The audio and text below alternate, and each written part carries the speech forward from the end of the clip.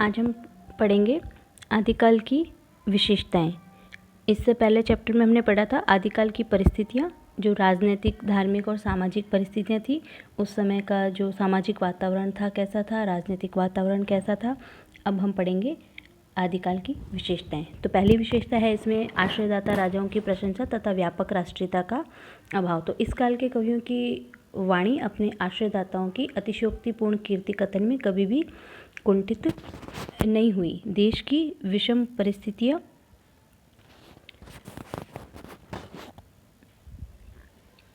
और भविष्य की ओर उनका ध्यान नहीं था, इसलिए उनमें एक व्यापक राष्ट्रीयता का अभाव रहा।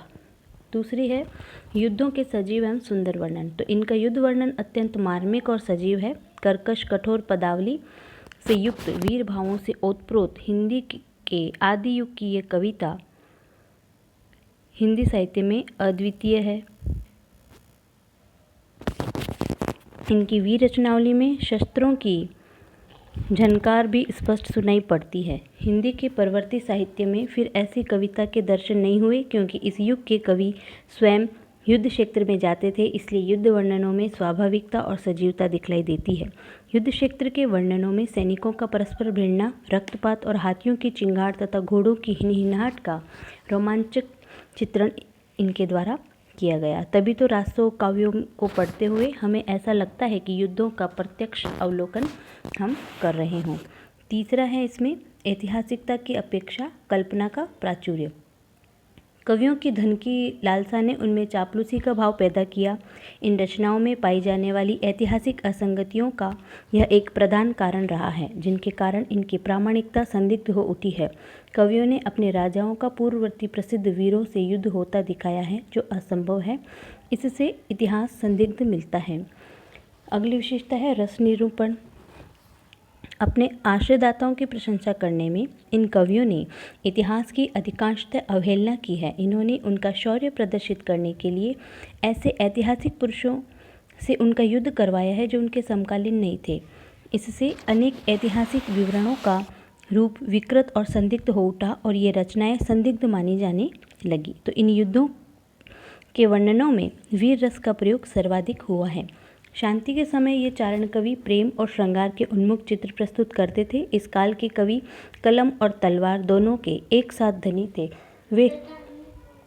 वे तलवार की झनकारों में रमणियों के नुपुर की ध्वनि भी सुनने में समर्थ थे। उनके युद्ध वर्णन में वीर, अद्भुत, रौद्र, भयानक आदि रसों की व्यंजना मिलती है। अगला है प्रकृति वर्णन। उस युग के कवियों ने प्रकृति का वर्णन भी परंपरागत ढंग से किया। संस्कृत काव्य की भांति षड ऋतु वर्णन की ओर कवियों का ध्यान अधिक गया। इसके अलावा आखेट वर्णन में विभिन्न पशु पक्षियों, पेड़ पौधों, नदी सरोवरों का चित्रण भी हो गया है। फिर छंद अलंकारों का प्रयोग, दोहा, सोरठा, कवित, सवैया आदि का छंदों का भरपूर प्रयोग किया। रूपक, अतिशयोक्ति, उत्प्रेक्षा अलंकारों का प्रयोग हुआ। साथ ही अनुप्रास अलंकार का भी व्यापक प्रयोग हुआ इसमें। फिर है भाषा की विविधता।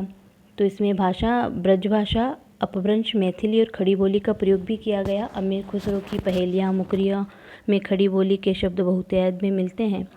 फिर थी शैली।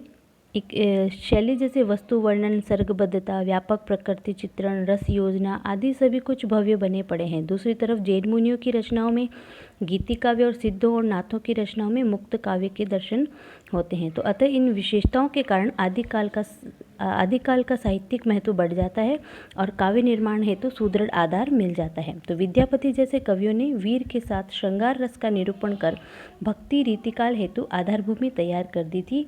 यही आदिकाल की विशेष देन है।